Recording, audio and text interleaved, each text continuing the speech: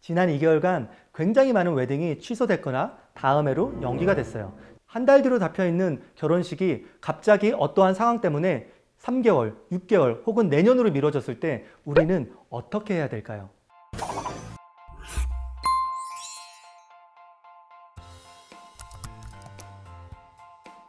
결혼, 메리지를 준비하는 데는 크게 두 가지 접근이 있어요. 첫째는 wedding preparation, 말 그대로 결혼식, the day of the wedding을 준비하는 것이고요. 둘째는 marriage preparation, 결혼식 이후에 부부로서 함께 살아가는 삶을 준비하는 것이에요. 2015년부터 캐나다의 1.5세, 2세 청년들의 결혼식 준비를 도우면서 제가 알게 된 것은 대부분 커플들이 생각하는 결혼 준비가 wedding preparation, the day of the wedding에 관한 것이라는 거예요. 커플들은 종종 저에게 결혼식 당일날에 주례와 기도, 그리고 marriage certificate 사이닝을 부탁해요.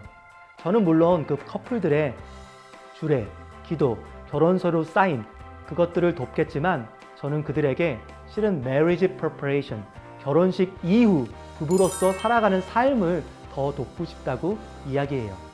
wedding preparation, 결혼식 준비와 marriage preparation, 결혼 준비, 이 두 가지의 ingredients와 perspective는 각각 달라요. 웨딩 preparation의 ingredients와 재료들은 다음과 같아요. decoration, 결혼식 장소를 얼마나 멋지게 우리가 잘 꾸밀 것인가. wedding dress, tuxedo, 결혼식 의상을 우리가 어떻게 할 것인가.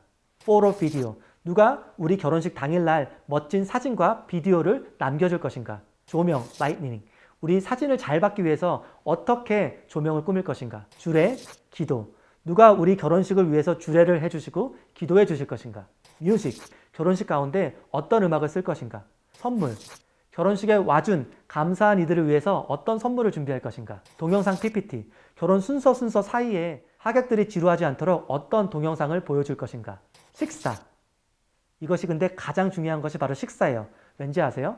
결혼식 그 자리에 하객들은 30분에서 40분 정도밖에 있지 않지만 식사하는 자리에는 보통 2시간에서 4시간 가까이 있거든요. 그래서 커플들이 가장 많이 신경 쓰는 부분이에요. 그리고 DJ, 식사가 끝난 후 댄스 파티가 있다면 누가 멋진 음악을 틀어줄 것인가. 이러한 것들이 바로 웨딩 프리퍼레이션을 이루는 재료들이에요. 지금 언급한 웨딩 프리퍼레이션의 재료들은 적게는 50명, 많게는 300명 이상의 하객들을 만족시키는 것에 포커스가 맞춰져 있어요. 여기서 프레셔가 오는 것이에요. 그렇게 많은 사람들을 만족시키는 것은 너무너무 힘들잖아요. 정성과 마음과 시간과 에너지를 쏟아부은 결혼식은 결혼 당일 2시간에서 6시간이 지나면 다 사라질 것들이거든요. 하지만 웨딩 프리퍼레이션보다 더욱 중요한 것은 marriage preparation이에요. 결혼식 이후 앞으로 두 사람이 부부로서 살아갈 삶에 초점을 두고 있어요. 겉으로 보여주는 것이 중요한 게 아니라 inward, 다른 사람에게는 보여주지 않지만 이 커플들의 내면과 그 둘의 관계에서 일어나는 일들을 다루는 것이 매우 중요해요. 따라서 open mind, honesty, transparency가 중요하죠. marriage preparation의 ingredients는 다음과 같아요. 가장 먼저 대화, communication이에요. 이혼 사유 1위가 배우자와 대화가 통하지 않는다는 거예요. 아이러니하죠? 대화가 너무 잘 통해서 결혼을 했는데 이제 대화가 안 통해서 이혼을 한대요. conflict resolution, 부부싸움에 관한 것이에요. 어떻게 건강하게 부부 사이의 텐션과 conflict을 핸들링할 수 있는지 이야기를 하는데요. 커플들이 가장 인조이하는 토픽이에요. 왜냐하면 대부분의 커플들이 그들이 실제적으로 무엇 때문에 싸우고 왜 싸우고 어떠한 모습으로 싸우고 나서 어떤 후유증이 있는지 그것에 대해 툭 까놓고 목회자와 이야기하는 경험이 거의 없거든요. Financial Management, 결혼은 현실이에요. 이혼 사유 2위가 재정, 돈에 관한 것이에요. 따라서 커플들은 서로에 대한 재정을 오픈하고 실제로 결혼한 이후에 어떻게 생활할지 버짓 플래닝하는 것이 매우 중요해요. 이것을 등한시했다가는 결혼 생활에 큰 위기가 나중에 찾아올 수 있어요. Sexual Expectation, 배우자에 대한 성적 기대감. 하나님께서 부부에게만 준 이 귀한 선물에 대한 토픽이에요. Family and Friends Relationship, 커플은 결혼하기 전에는 각자의 가족과 친구들이 있었어요.